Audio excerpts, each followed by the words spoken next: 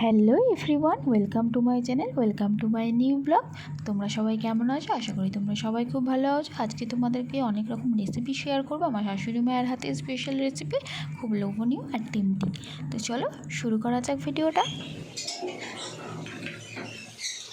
দিলাম, এটা কি পনির হবে? হ্যাঁ, আর এগুলো সব মশলা? হ্যাঁ, ওইটা দেখতে পাচ্ছি না। এটা আলু ভাজা হয়ে গেছে, আলুর দম হবে। আলুর দম। এখানে আরও আলু ভাজা হচ্ছে। এটা কি হবে? ওটা দুধ জাল দেওয়া হচ্ছে, দুধ দেবো এর মধ্যে।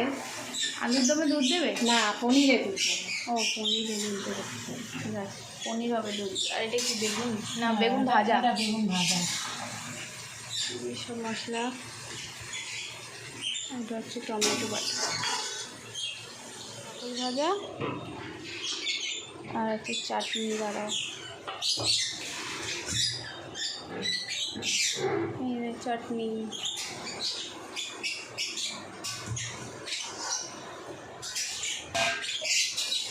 চাটনি আর পাঁপড় ভাজা হয়ে গেছে।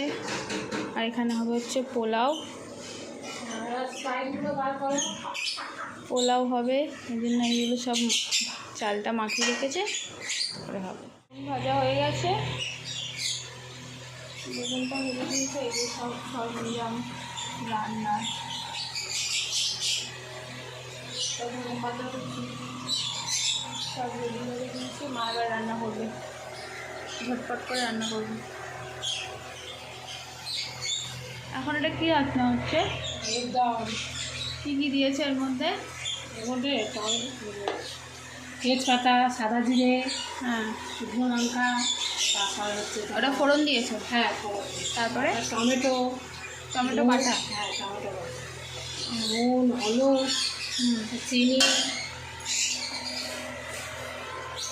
আর কি দেবে এর মধ্যে? আর দেবো কাজু বাদাম বাটা, কাজু বাদাম বাটা, চারমগজ, পোস্ত। হ্যাঁ, এই যে এগুলো সব একসাথে বেটে দিয়েছি।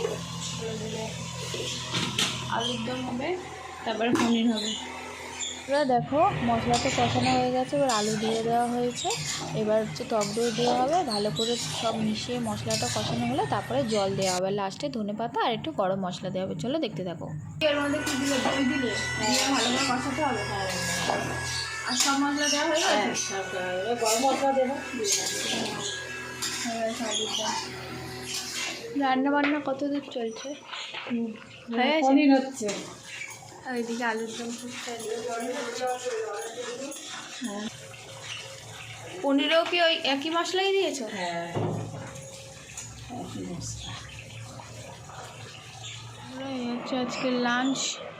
মা অনেক কিছুই করেছে। এটা পোলাও, এটা বেগুনি, পনির আছে, আলুর দম আছে, পাঁপড়, আছে আমের চাটনি। আজকে দুপুরে, রবিবারের দুপুরে লাঞ্চটা তো একদম জমে গেছে, সুন্দর। চলো ঝটপট করে খেয়ে নিই। এত সুন্দর খাবার কেউ সামনে ফেলে রাখে? চলো খেয়ে নিই।